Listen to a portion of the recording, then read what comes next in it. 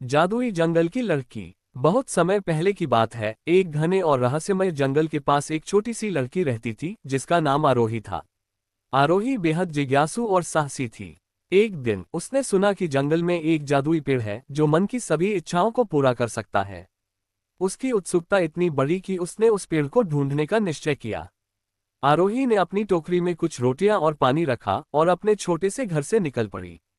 जंगल के किनारे पर पहुंचते ही उसने महसूस किया कि यह कोई साधारण जंगल नहीं है। वहां की हर चीज अजीब और जादुई लग रही थी। पेड़ों के पत्ते सुनहरे थे और फूल संगीत की धुन बजा रहे थे। आरोही ने जंगल के भीतर कदम रखा। चलते चलते उसे एक प्यारा सा खरगोश मिला। खरगोश ने उसे देखा और कहा, तुम यहाँ क्या कर रही हो, छोटी लड़की? आरोही ने उसे जादुई पेड़ के बारे में बताया।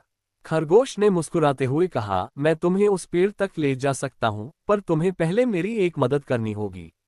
आरोही ने हामी भरी। खरगोश उसे एक नदी के किनारे ले गया जहाँ एक विशालकाय पत्थर ने नदी के रास्ते को रोक रखा था।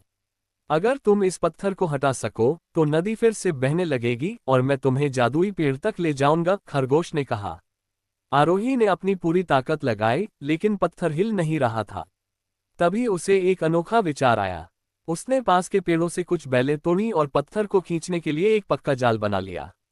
उसने जैसे ही बेलों को खींचा, पत्थर धीरे धीरे हट गया और नदी बहने लगी।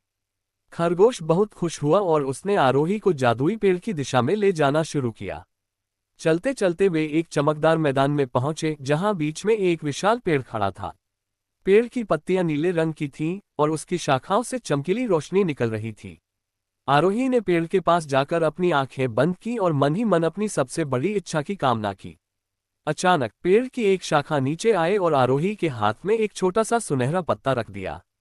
जैसे ही आरोही ने पत्ते को छुआ, उसकी इच्छा पूरी हो गई। वह अपनी माँ के पास वापस आना चाहती थी और पल भर में ही वह अपने घर लौट आए। आरोही ने अपने अनुभवों को सभी के साथ साझा किया और उसने सीखा कि सच्ची इच्छाओं को पूरा करने के लिए केवल साहस, धैर्य और एक सच्चे दिल की आवश्यकता होती है।